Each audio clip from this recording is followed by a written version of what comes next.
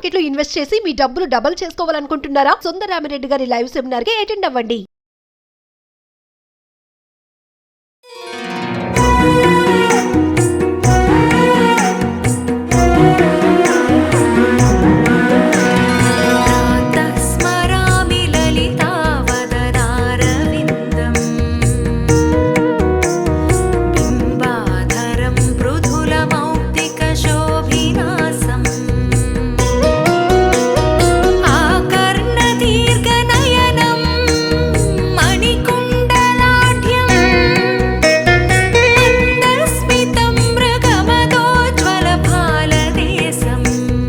నమస్తే రమగారు. నమస్తే జయ.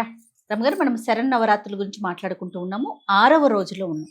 ఈ రోజు యొక్క విశిష్టత, అలంకరణ, పూజా విధానం అప్పుడే వారం వచ్చేస్తోంది. అయితే తిథులు పెద్దవి వచ్చినాయి కదా ఈసారి. లలితా పంచమి 6వ నాడు వచ్చింది. ఈ లలితా పంచమి నాడు ఖచ్చితంగా పేరే లలితా పంచమి అని రాయబడుతుంది. లలితా త్రిపుర సుందరిని, లలితా పరమేశ్వరి దేవతని ఈ రోజున అర్చిస్తారు. నవదుర్గ స్వరూపాల్లో మనకి శ్రీశైలంలో అమ్మవారిని కాత్యాయని స్వరూపంతో కొలుస్తారు. అంటే ఈ సంవత్సరము కాత్యాయని అవతారంగా మనకి కనకదుర్గ దేవాలయం 4వ రోజే చూసాం. అవునండి. నవదుర్గల్లో కాత్యాయని స్వరూపం ఉంది. ఈ నందగోప పుత్రికగా చెప్తారు. నందగోప పుత్రిక అంటే శ్రీకృష్ణుడితో పాటు యశోదాదేవికి ఒక కుమార్తె కలిగిందా? అవునండి. ఆ కుమార్తెను ఏం చేశారు? ఆ వసుదేవుడు వెళ్ళి కృష్ణ పరమాత్మని యశోదాదేవి దగ్గర పడుకోబెట్టి అక్కడ పుట్టిన స్త్రీ శిశువుని, ఆడబిడ్డని తీసుకొచ్చారు. అవును. తీసుకొచ్చిన తర్వాత ఈయన ఏం చేశాడు? కంసుడు ఆడపిల్ల వద్దు వద్దని చెల్లెలు బతిమలాడినా వినకుండా ఆ పాపాయిని ఎగరేశాడు పై. ఎగరేస్తే ఆ పాపాయి ఏమైంది? 8 భుజాలతోటి అమ్మవారిగా యోగమాయాదేవిగా దర్శనమిచ్చింది. ఆమె ఈ కాత్యాయని అని చెప్తారు, యోగమాయా స్వరూపిణి. అందుకని ఈ శ్రీకృష్ణ పరమాత్మని భర్తగా కోరినటువంటి గోపస్త్రీలందరూ కాత్యాయనిని పూజించారని చెప్తారు. ఈ రోజున నవదుర్గలలో కాత్యాయని స్వరూపం వేస్తారు.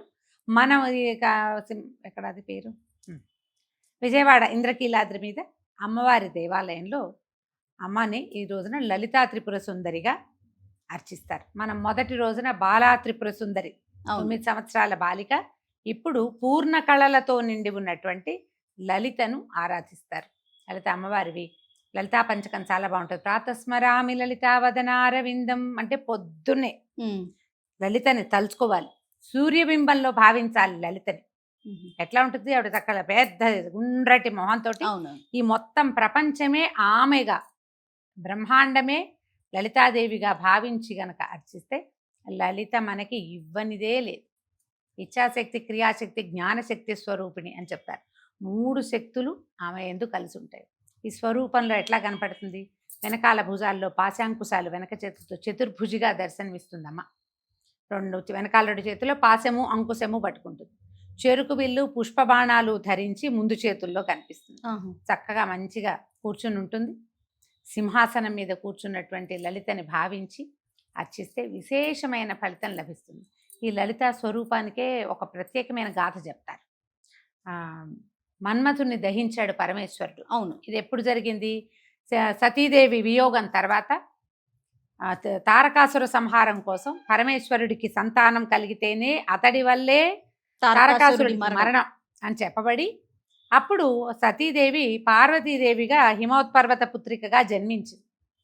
ఆమెని మళ్ళీ పరమేశ్వరుడి వివాహం చేసుకోవటం కోసం ఆమె వెళ్ళి పరమేశ్వరుడిని సేవించే సమయంలో మన్మథుడిని ప్రేరేపణ చేసి పంపారు. పరమేశ్వరుడు యొక్క సమాధిని భగ్నం చేయి, ఆయనకి పార్వతీదేవి మీద మనసు కలిగేలాగా చేయమని. అప్పుడు మన్మథుడు బాణం వేశాడు. పరమేశ్వరుడు తెలుసుకున్నాడు, ఎవరో నన్ను నా సమాధిని భగ్నం చేశారని చూసి పరమేశ్వరుని నుదుటి మంటతోటి కాల్చేశాడు. తర్వాత శివపార్వతుల వివాహం జరిగింది. అయితే ఈ కంటి మంటకి కాలిపోయిన మన్మధుడు బూడిద కుప్పగా మారాడు. ఆ బూడిద కుప్పని ఈ ప్రమథ గణాలలో ఒకరు గణేశుడని కూడా చెప్తారు.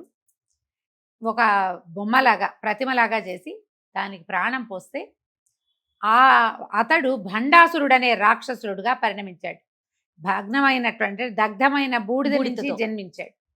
అయితే ఆ భండాసురుణ్ణి సంహరించడానికి పరదేవత లలితా స్వరూపాన్ని ఎత్తింది. వాడు కంట్రోల్ చేయలేకపోయారు. అతన్ని కంట్రోల్ చేయడం మనం దేవతల వల్ల కాలేదు. ఆమె కోసము అది అతన్ని సంహరించడానికి లలిత పరదేవతే లలితా స్వరూపంలో వచ్చి రకరకాల శక్తులతోటి కలిసి అప్పుడే సప్తమాతృకలు కూడా వచ్చారని చెప్తారు. సప్తమాతృకలు అంటే బ్రాహ్మి, మహేశ్వరి, వైష్ణవి, వారాహి, మాహేంద్రి, కౌమారి, ఐంద్రి, ఇంతమంది అనమాట. అదే మాహేంద్రి అంటే నారసింహి. ఈ స్వరూపాలన్నీ కూడా సప్తమాతృకా స్వరూపాలు కూడా ఈ భండాసురుణ్ణి సంహరించిన యుద్ధంలోనే ఈ స్వరూపాలన్నీ కనపడ్డాయి. అక్కడే ఈ బాలికా స్వరూపంలో ఉన్నటువంటి పరదేవత కూడా అదే బాల స్వరూపం, బాలాంబిక, ఆమె కూడా యుద్ధం చేసింది. వారాహి యుద్ధం చేసిందని ఇట్లా ఎన్ని రకాల స్వరూపాలు కనిపిస్తే అది మనకి లలితా సహస్రనామం చదివే వాళ్ళకి భండాసుర వధోద్యుక్త శక్తి విక్రమహర్షిత, అందులో ఈ భండాసురుణ్ణే సంహరించడానికి ఆమె ఎంతో చేసింది, ఎంత ప్రయత్నం చేసింది. చాలా యుద్ధం జరిగిన తర్వాత వీళ్ళందరినీ ఈ భండాసురుడు అతనితో మొత్తం పరివారాన్ని సంహరించింది అమ్మవారు. ఆ సంహరించిన స్వరూపాన్ని మనం లలితా స్వరూపంగా భావిస్తాం. ఆమెని శ్రీమాతగా చెప్తాం. పూర్తిగా ఇప్పుడు లలితా సహస్రనామాలు 1000 నామాలు ఉన్నాయి, అన్నీ చదవలేవు. శ్రీమాత్రే నమః ఒక్క నామంతో మీరు 1000 సార్లు జపించినా అదే ఫలితం లభిస్తుంది. అవును, 108 సార్లు చేస్తే అష్టోత్తరం అవుతుంది. 1008 సార్లు కనుక చేశారంటే సహస్రనామం పూర్తయిపోతుంది. అంత పవిత్రమైనది, పవర్ఫుల్ కూడా, శక్తివంతమైనది. అయితే అమ్మవారికి ఇవాళ నివేదన ఏం చేస్తారు? పులిహోర, పెసరపప్పుతో చేసినటువంటి బూరెలు నివేదన చేస్తారు. మన శక్తియుక్తుల ప్రకారం మామూలు రోజువారీ చేసినట్టే కొంచెం పులగం చేసుకోవటం, కాస్త పానకము, కొద్దిగా వడపప్పు, ఏ ఫలాలు ఋతువులో దొరికేటువంటి అన్ని రకాల ఫలాలు, కొంచెం కొబ్బరికాయలు.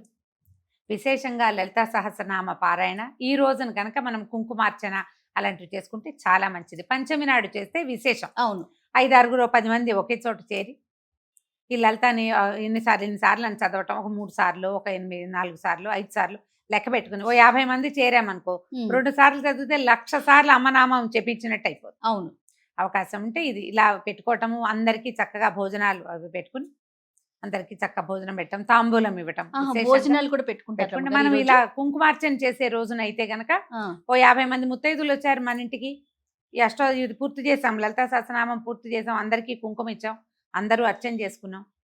తర్వాత చక్కగా అందరికీ భాజనాదులతో సత్కరించి తాంబూలాలు అవి సమర్పించుకోవడం, బొట్టు పసుపు ఇవ్వటం, అందరికీ పారాయణ పెట్టడం.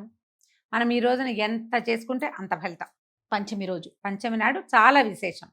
అయితే ఈ రోజున మనం కుమారి పూజ చేసుకుంటాం కదా. ఈ రోజున 7 సంవత్సరాల బాలికకి పూజ చేస్తే మంచిది. ఈమెని చండి అంటారు. 7 ఏళ్ల బాలికనికి కనుక పూజిస్తే ఐశ్వర్యప్రదాయనట. మనం ఎక్కడెక్కడ ఆగిపోయిన డబ్బులు వచ్చేస్తాయి, కొత్తగా మనకి డబ్బులు జనరేట్ అయ్యే మార్గాలు ఏమైనా కనపడతాయి. 7 సంవత్సరాల బాలికకి ఈ వారం 10 రోజుల్లో, ఈ నవరాత్రుల్లో ఏ రోజు కుదిరితే ఆ రోజున అర్చించండి.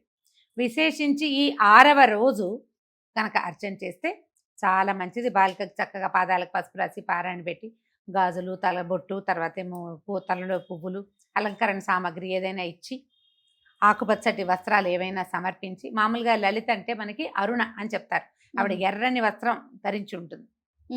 లలితా సహస్రనామంలో మొదటే ఆ శ్లోకాల్లోనే కనపడుతుంది అనమాట, ఎర్రని చీర ధరించి ఉంటుంది అని. అయితే ఆకుపచ్చ వస్త్రాలు కూడా సమర్పించవచ్చు. ఎవరికైనా పెట్టేటప్పుడు కూడా, మనం ముత్తైదుకి సమర్పించేటప్పుడు కూడా ఎర్రని జాకెట్, ఆకుపచ్చ జాకెట్ ముక్కలు కానీ, చీరలు కానీ, వస్త్రాలు ఏవి ఇచ్చినా సరే ఆకుపచ్చని వస్త్రాలు ఇచ్చి విశేషంగా అర్చించుకోవచ్చు. పొద్దున సాయంత్రం 2 పూటలా కూడా లలితా సహస్రనామం చేసుకోండి. ఈ లలితా పంచకం అని కనపడుతుంది. 5 శ్లోకాలు ఉంటాయి, ఒక్క ఫలశ్రుతి శ్లోకం ఉంటుంది, 6వది చిన్న శ్లోకం. ఇవి చదువుకోండి. ఒకవేళ సహస్రనామం పెద్దది మా వల్ల కాదు అలాంటివి ఉంటే ఈ లలితా పంచకాన్ని 5 సార్లు, 11 సార్లు, 9 సార్లు మీ లెక్క ప్రకారం చదువుకోవచ్చు. చక్కగా అమ్మవారికి నివేదన చేసి అర్చన పూర్తి చేసుకోవచ్చు. సంతోషరామ్ గారు, 7వ రోజుతో మళ్ళీ కలుద్దాం. తప్పకుండా.